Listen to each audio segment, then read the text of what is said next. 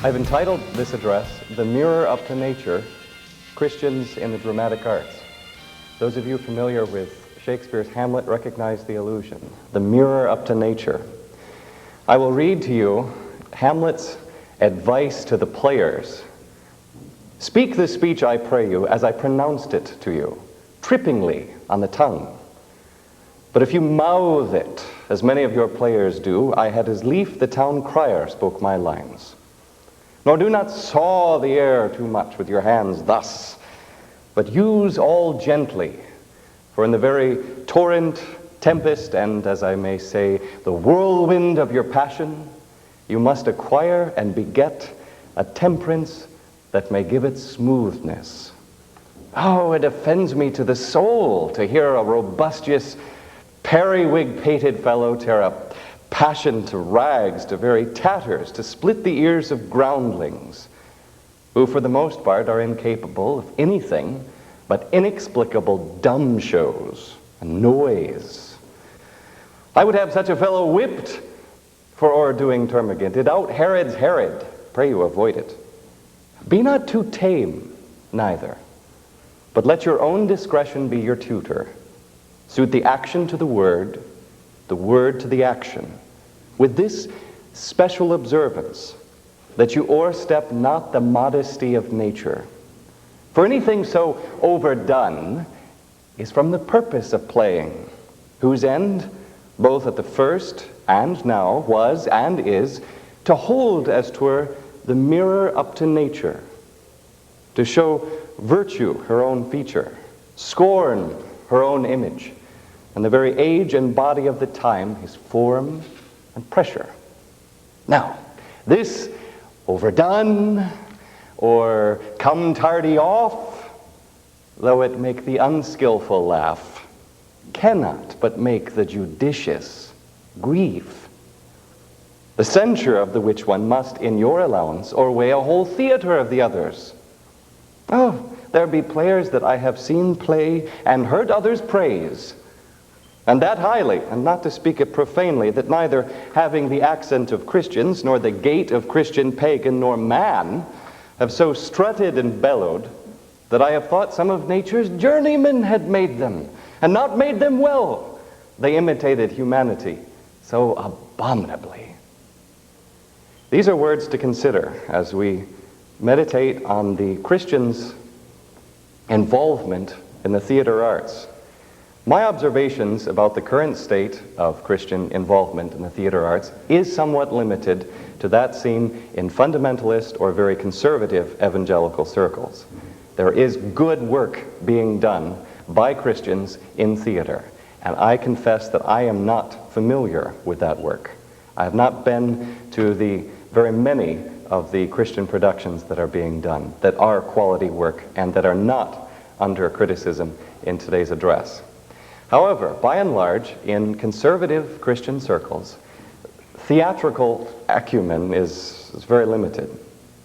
First of all, our drama tends to be, when it is done, moralistic. It's only safe.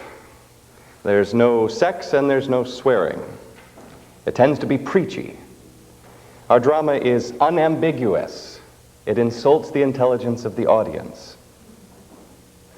It is inattentive to the demands of the craft of drama. It tends to be sentimental. It tries to go for the immediate effect rather than requiring any sort of thought or imaginative engagement. It generally concentrates on one part of the Christian story, redemption, and ignores creation and the fall. In short, Christian involvement, especially in conservative circles, as yet cannot but make the judicious grieve. If we look at the major themes of the Bible, we see that there are two that are integrative: creation and redemption. The creational aspects of the Christian story might be synopsized in what theologians call the cultural mandate, a familiar passage of Scripture worth review. God said unto them, "Be fruitful and multiply, and replenish the earth, and subdue it, and have dominion over the fish of the sea, and over the fowl of the air, and over every living thing that moveth upon the earth." And God said, Behold, I have given you every herb-bearing seed which is upon the face of all the earth, and every tree in the which is the fruit of a tree yielding seed. To you it shall be for meat, and to every beast of the earth, and to every fowl of the air, and to everything that creepeth upon the earth where there is life, I have given every green herb for meat. And it was so. And God saw everything that he had made, and behold, it was very good. Genesis 1. The redemptive aspects of the Christian story might be summed up in what we call, often, the Great Commission. Go ye therefore and teach all nations, baptizing them in the name of the Father, and of the Son, and of the Holy Ghost, teaching them to observe all things whatsoever I have commanded you. And lo, I am with you always, even unto the end of the world. Matthew 28. I propose to defend in this address the notion that Christians should make use of the dramatic arts in the fulfillment of both the cultural mandate and the Great Commission. I propose to execute this disputation in the classic form that Thomas Aquinas uses in his Summa. The form is simplicity itself. First, he would state the principal question. Then he would launch into a full-blown exposition of the arguments of his opponents. It may be a little confusing to read the Summa at times, because you will encounter pages upon pages of arguments that seem to be heterodoxy. As Will Durant, historian, has said, the Summa is a summary of heresy as well as a monument of dogma, and it might be used as an arsenal of doubt. We may not be satisfied with the answers, but we can never complain that the devil has an incompetent advocate. The first section, in which he would describe the opponents of his enemies, was known as the Videtur Quod. It began with the words, "It would seem," and then he would proceed with their arguments. It would seem that the existence of God cannot be proven from reason, or what have you. He would detail these arguments. The next section of Aquinas' format would begin with the words sed contra, which means on the contrary. And here Aquinas would state what the authorities have said in support of his own position. So he would quote the Bible, he would quote church fathers, he would quote worthy Christians. And finally, there was the respondeo, or the I respond. Here Aquinas would detail his own arguments in defense of his proposition. At the end of this section, he would systematically respond to each of the objections of his opponents, labeling each answer ad primum, ad secundum, ad tertium, and so on, all the way answering each one exhaustively and exhaustingly. So, the three parts of it are the Videtur Quod, which is his opponent's arguments, the middle section, which is what the authorities have said on the subject, and then his respondeo. Before I begin this disputation, I should add that if I am not able to muster the devastating polemical power of the Doctor Angelicus, it will not be the fault of the format. Question: should Christians make use of the dramatic arts in their fulfillment of the cultural mandate and the Great Commission? Videtur Quod. It would seem that the so-called cultural mandate has nothing to do with the dramatic arts. And God blessed them, and God said unto them, Be fruitful and multiply, and replenish the earth, and subdue it. A parsing of this cultural mandate makes it clear that humans have not only understood the actual application of this mandate, but also have been obeying it for at least 6 millennia.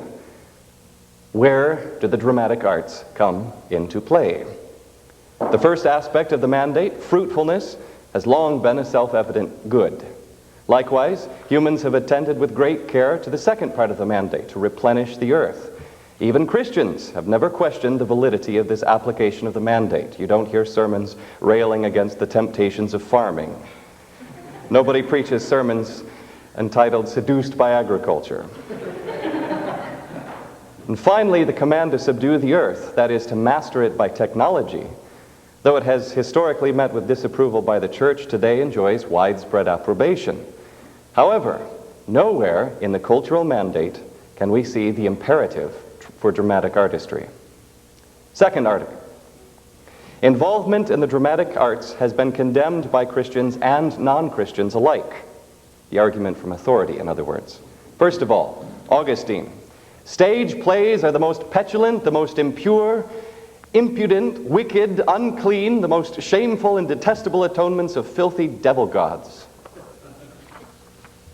In The City of God, he argues that theater had a measure of involvement in the downfall of Rome. Second authority, Tertullian. What indeed has Athens to do with Jerusalem? The famous question. He thought that drama necessitated lying on the part of the actor, and so was forbidden by the scriptural commands. Interestingly enough, some moderns have used a similar argument by saying that Jesus fulminated against hypocrites, and since the Greek word for actor was hypocrite, Jesus would disapprove of the whole vocation today. Origen believed that drama led to the exciting of sensuality. The Puritans, Arthur Bedford, I will not even give you their arguments, I will read the titles of their works. Serious remonstrance on behalf of the Christian religion against the horrid blasphemies and impieties which are still used in the English playhouse.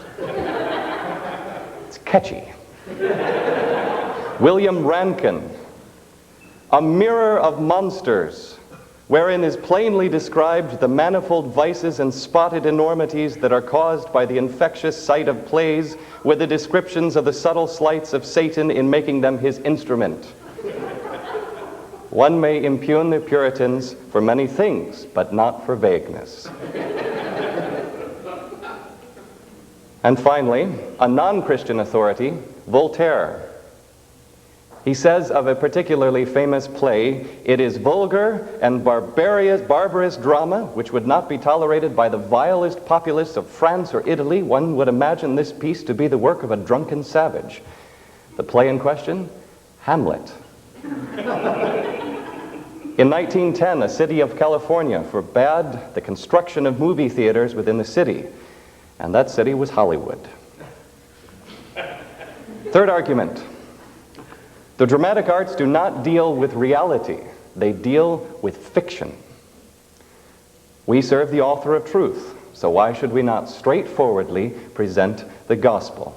True drama, and not just moralistic skits, must deal with things indirectly, metaphorically, and with ambiguity, if it is to conform to the demands of worthy art. How is this at all in accordance with the forthrightness we should associate with the gospel? A sub-argument, the use of fiction tends to move away from the straightforward rationality of traditional gospel presentations. This move towards narrative rationality is showing up in many fields. My wife, for instance, at Thomas Cooley Law School, is being taught about how to work a jury with stories instead of logic. While there are certain advantages to the use of narrative, there are things definitely lost by giving up logic and traditional Aristotelian rationality. So, one would suspect that presentations of the gospel that move away from traditional rational approaches would be harmed. A second sub-argument, it moves, drama does, in a world of ambiguity and the traditional rationality in which the truths of the scriptures are best understood, and moves instead towards the ambiguous and relativistic world of narrative. Stories are created by the arrangement of events and the development of characterization, which can never be rightly said to be true or false. So this makes narrative very comfortable for those who believe that there is no such thing as truth or falsehood. Fourth and last argument against the use of Christians being involved in the dramatic arts. The dramatic arts make life-consuming demands on the artist that cannot be reconciled with the urgency of the Great Commission. The amount of time necessary to compose worthy, truth-telling drama or to perform it could much more efficiently be spent in door-to-door witnessing or in some other more direct method of evangelism. The artist cannot afford to write drama for the sake of the church, for his pastor's message, or to preach a sermon itself, simply because the demands of the craft do not allow for those motives. The artist must write drama to adhere to the demands of the craft itself, with no other considerations. He has a higher loyalty. Those are the arguments against drama. my case against Christian involvement in drama. Move to the second section, the sed contra, the authorities. On the contrary, there are no commands against dramatic activity in the otherwise elaborate lists of injunctions in the Old Testament. Number 2, God instructs Ezekiel to perform a sort of drama before the people of Judah. Number 3, Paul not only does not condemn Greek drama, but he actually quotes from it. In Acts 17, he quotes Greek poets, and the poets were the masters of the Greek stage. Number 4, Pope Gregory said that we may use culture much as Israel used Philistine knife sharpeners. 5, Calvin uses the image of a theater to describe man in the created order. In fact, he uses this image, he uses a theatrical image repeatedly throughout his Institutes. I quote Calvin, "Meanwhile, let us not be ashamed to take pious delight in the works of God, open and manifest in this most beautiful theater." One would think that if he disapproved of the theater, he would not use it as an image. Abraham Kuyper has argued in the 5th of his Stone Lectures that Calvinism, contrary to popular assumption, provides a splendid motivation for art. Unlike the complete association of religion and art in the Roman Catholic Church, Calvinism, a higher religious development, has allowed for religion and art to thrive in their own spheres. Calvinism, with its rich understanding of depravity, allows for a piercing vision of what once was before the fall and what will be after redemption is complete. Not to leave the Catholics out, however, Flannery O'Connor argues in Mystery and Manners that the more sacramental your religion, the more you will be able to see the deep significance of apparently mundane things. Art, for Flannery O'Connor, is a matter of going through the finite to get to the infinite. And the sacramentalism intrinsic to Catholicism is the surest way. C.S. Lewis argues for the good of the arts on the basis that they give pleasure, and all pleasure is from God, and may provide the preconditions for faith. I respond. Now, when Aquinas came to the Respondio, he could honestly say, "Here is my opinion." But when I say I will respond, I am actually using the classic reformational argument, and this is not come up with in my living room. There are many ways to argue in favor of the imperative of Christians capturing the arts for the glory of God. For some of you, it's such an obvious question that figuring out where to begin to answer it is, to use a Chestertonian analogy, like trying to figure out why one prefers civilization to barbarism. Well, I don't know. There's this mailbox, there's the policeman on the corner. Where do you begin? But there are circles, and I move in them, in which the question of the permissibility, not to speak of the imperative of involvement by Christians in the dramatic arts, is not at all a settled issue. And if we are to enlist the aid of our brothers and sisters in other parts of evangelicaldom, we'd better be ready with lucid arguments.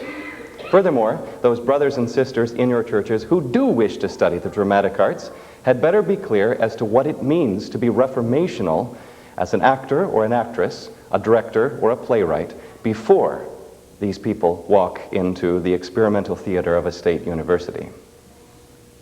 I'd like to attack the question with a key distinction, which I owe entirely to Albert Walters, his book, Creation Regained. The difference between structure and direction. Structure has to do with the essence of a thing, or as Walters puts it, the constant creational constitution of a thing, of anything. Note the word constant. It is a part of common grace that the structure of all things in the created order remains constant, which is why things aren't as bad as they could be. Nature, by God's common grace, is resistant. J. Budichevsky has fruitfully developed this idea in connection with illicit sexuality, whose consequences are ultimately inescapable. You can't hide a pregnancy, so you get an abortion. You can't murder, so you deny the life of the baby. But then you're going up against biology, and eventually, what is denying you from taking the life of your neighbor? Eventually, what is built into the created order comes crashing down, to use Budichevsky's image, like a piston. You may have encountered that in his First Things essay, The Revenge of Conscience. Unless the Bible explicitly states that this or that is the essence of a thing, Christians have tended to be inattentive to the structure, the creational structure of things. For instance, we are willing to talk about the structure, the essence of Christian marriage. Obey him, love her, etc. But the idea that there is such a thing as a creational structure to drama sounds to many ears bizarre. But take something like the play Waiting for Godot, or any other absurdist play. Most Christians would be quick to see its philosophical faults. Most Christians would be quick to fall asleep in a production of Waiting for Godot. But there are things essentially wrong, one wants to say essentially undramatic, about absurdist plays. I posit that, anyway. This does require very hard and humble thought. But as Walters points out, so do many of our decisions. He uses the analogy of finding God's will in choosing a job, or which university you're going to attend, or a spouse. These things aren't explicitly stated in the Bible, but that doesn't mean the answer is unintelligible. So if the structure is the essence of a thing, its direction is its trajectory away from or towards that structure. We agree that we live in a bent world, and so we must pay attention not only to the structure of a thing, but its direction, its trajectory. It is either headed towards perversion, or it is headed towards redemption. It is either disintegrating, or it is reintegrating. The Christian's role in the dramatic arts, then, is to identify creational norms, the structure of things, and then to do everything possible to redeem the arts. That is, to bring them back to their God-determined structure. This is to be done, as Walters observes, by, quote, progressive renewal rather than violent overthrow, close quote. In short, we are always and everywhere in need of reformation. I now respond to the objections made by opponents to Christians' involvement in the dramatic arts. Ad primum, that the dramatic arts have nothing to do with Genesis 1:26 through 31. Nothing to do, in short, with the cultural mandate. Be fruitful and multiply and replenish the earth and subdue it. Part of the reason we don't see drama or the other arts as a part of the cultural mandate is that we don't see the connection between art and subduing the earth. We don't see the connection between art and anything. We don't, in fact, see art as doing anything.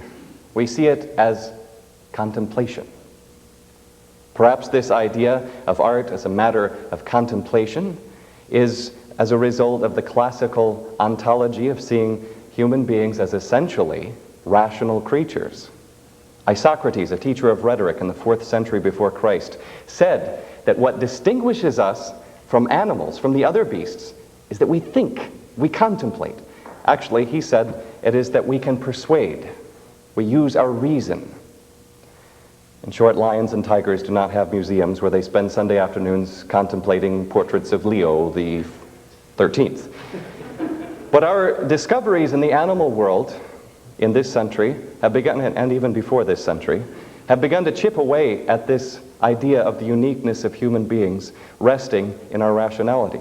For example, George Kennedy's study of rhetoric in animals shows that some species, such as bees, actually deliberate about questions as to which cavity would be preferable for building a hive. Evidently, this is done by varying degrees of intensity of how they wiggle their hind ends, which is, come to think of it, rather similar to some forms of human persuasion. If these bees are not deliberating, what are they doing?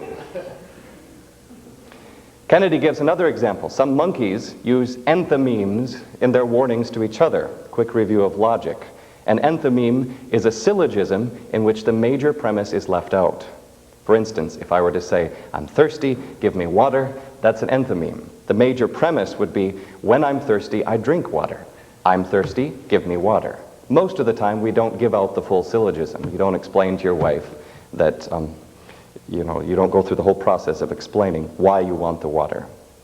Monkeys will not only give a warning cry, but they will actually cry in different ways for different predators, and so give clues as to whether or not the rest of the monkeys should run along the ground or climb the tree. In English, their enthymeme might sound like this: panther, climb. The major premise that no monkey bothers to communicate in the heat of the moment is that when the panther comes, it is a good idea to climb rather than to run. However, if there is an eagle, they will give a different cry and a different enthymeme. Thus, we see a sort of primitive rationality in lower animals that suggests that whatever does set us apart from lower order animals, it is not our rationality. So, what is it that makes man unique? Is it the opposing thumb that allows us to use a remote control? Nicholas Wolterstorff observes that what makes man unique in the created order is that he has responsibility. And responsibility not only implies responsibility to someone, but also responsibility to do something. Quote, "We have responsibilities in the first place with respect to the natural world surrounding us. We are to subdue it. That is, to tame it, to eliminate its unruliness, to order it, to place our imprint upon it." Close quote. And what the author of Genesis had in mind when he used the word subdue was the subjugation of chaos that God performed in the act of creation. The earth was without form and void, as you remember. To make art simply a matter of contemplation is to vaporize it. Incidentally, this is what theological liberalism has done to religion, as Flannery O'Connor has pointed out. It has vaporized it. It has made it all a matter of the mind, which is essentially Gnosticism. Art is the creating of order out of chaos with the physical materials of the world. I used to have an acting teacher who said that acting was a matter of thinking like a character, and then you could become like that character. I had another acting teacher who insisted that acting is doing. I think the second teacher was closer to the correct assumption. At every point in the process of doing a dramatic work, from playwriting to play production, to acting, to directing, the dramatist is always doing. He works with the materials of the creation to create order. The playwright works with pen and paper. The actor works with wood and cloth and flesh.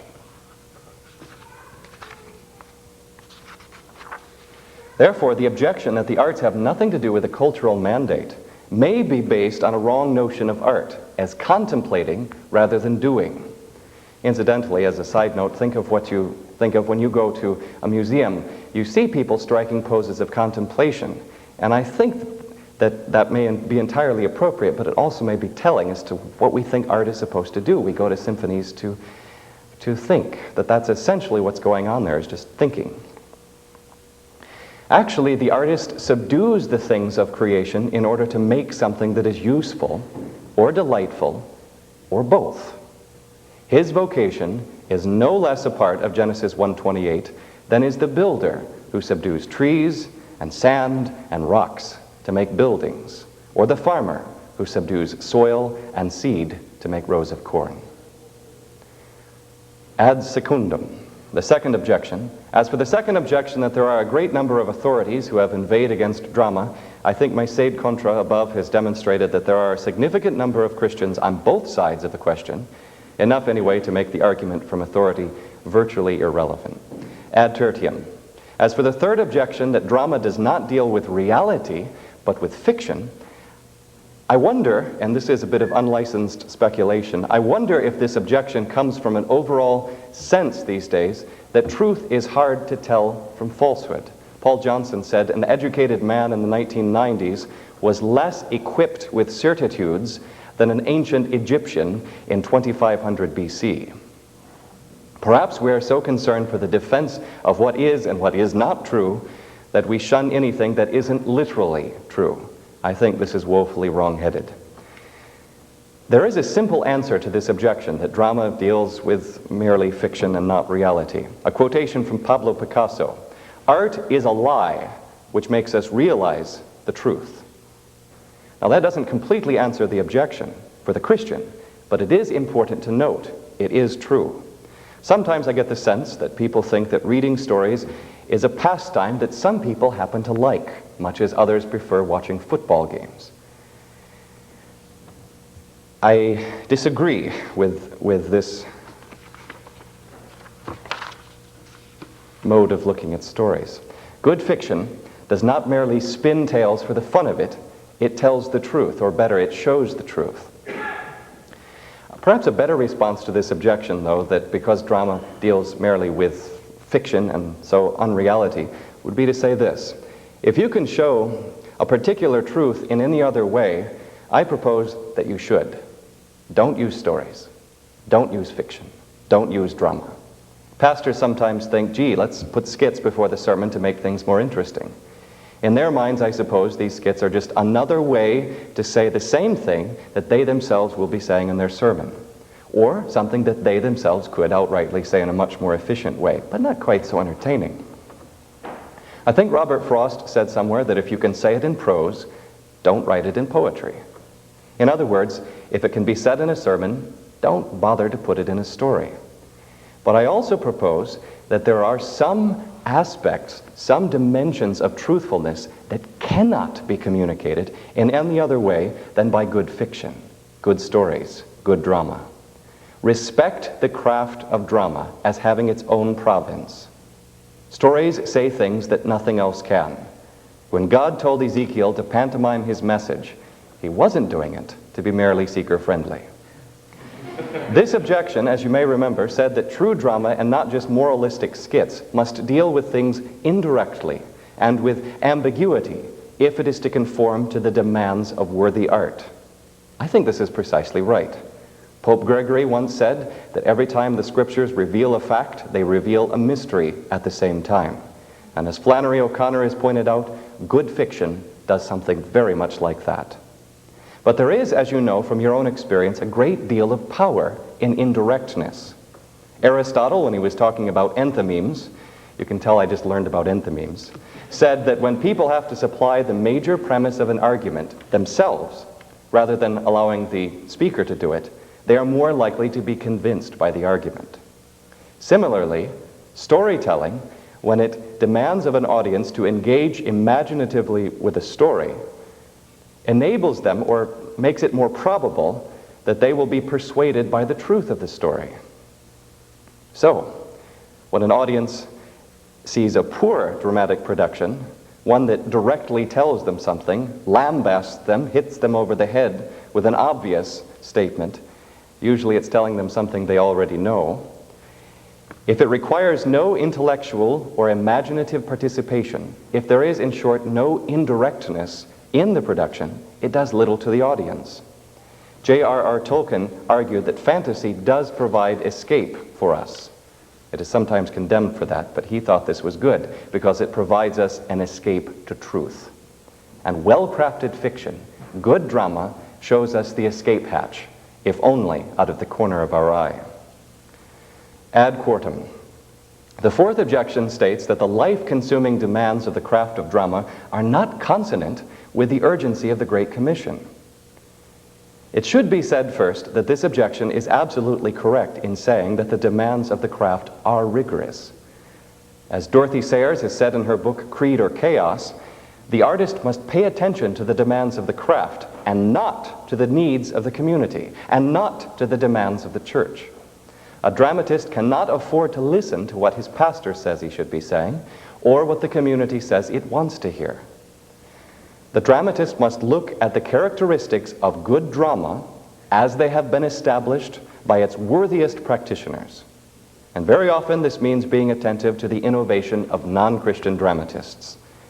If we believe that the structure, the essence of drama is being sustained by the Creator, if its direction is in need of reformation, why then we'll be more than grateful to learn from the off-Broadway director the essence of good dramatic production, even if the Lozel's wearing pink leather pants and a nose ring.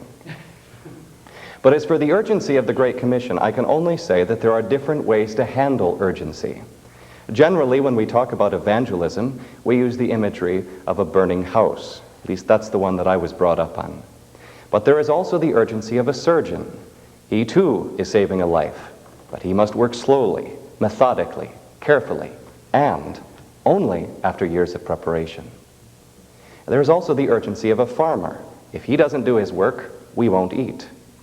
But what sort of evangelism encounter seminar allows for the deliberateness intrinsic in either the fields of surgery or in agriculture.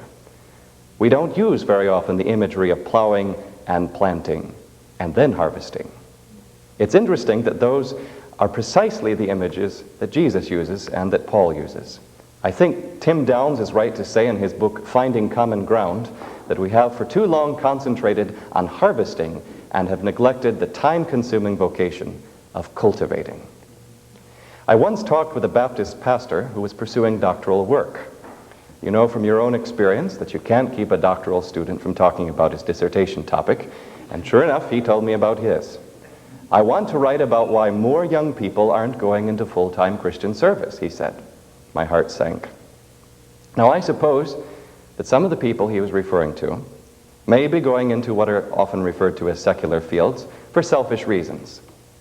They may be caught up in the money-making zeitgeist. But I wonder if some of these young people aren't doing what they're doing because they realize, as Abraham Kuyper said, there is not one square inch in the whole domain of our human existence over which Christ, who is sovereign, does not cry out, "Mine." We began with Hamlet's advice to the players, and what strikes me as particularly apt is his statement that we must, quote, "hold as 'twere the mirror up to nature." It is this attentiveness to the creational essence of things, including dramatic production, that may well serve as a means of turning the eyes of the audience to the created order, and so to the Creator. And this, surely, is an objection, an objective, that will not make the judicious grieve.